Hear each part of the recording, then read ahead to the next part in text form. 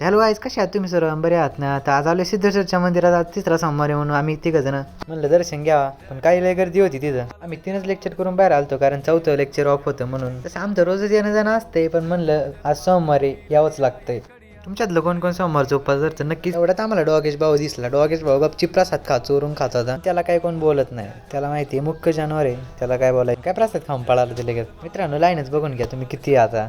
गर्दीच एवढी, कारण सोमवार आहे. माणसं पाया पडाय कमी, प्रसाद खायला जास्त येतात. हे मारुतीचे मंदिर आहे, इथूनच डॉगेश भाऊ प्रसाद खात होते. तिथे मस्त आहे की भजन बिजन चाललेलं. इथं डॉगेश भाऊ झोपलेला मस्त एक दुसरा, त्यांना ऐकू त्याला झोप.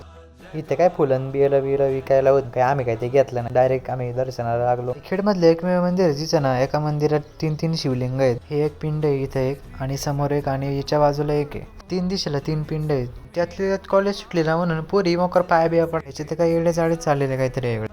आणि दादा एक माणूस सोडायचा पुढे, म्हणजे गर्दी नाही व्हावं म्हणून. मागच्या सोमवारी काय आम्ही दर्शन घेतलं नव्हतं, बाहेरूनच दर्शन घेतलेलं. तर पण या सोमवारी घेतलंय, मस्त की दर्शन भेटलं आम्हाला. काही विषय नाही, यांचं काहीतरी वेगळंच चालले. तरी बाबा काहीतरी माशांना खायला टाकत होते. इथं भरपूर मासे कासव आहे बरं का. पण मग काय मस्त की दूध बी तिथं दूध होतं, ते की दूध पिलं एकच नंबर दूध लागत होतं. ते वट वागडच लई मोकार आवाज होतो यांचा. हे वरतून वट वागडा म्हणत होते आम्हाला, पण त्या दूध पण काही त्यांना दिलंच नाही आम्ही. तर मित्रांनो, ब्लॉग कसा वाटला नक्कीच सांगा, आणि लाईक करा, फॉलो करायला काही विसरूच नका तुम्ही. भेटूया पुढच्या ब्लॉगमध्ये.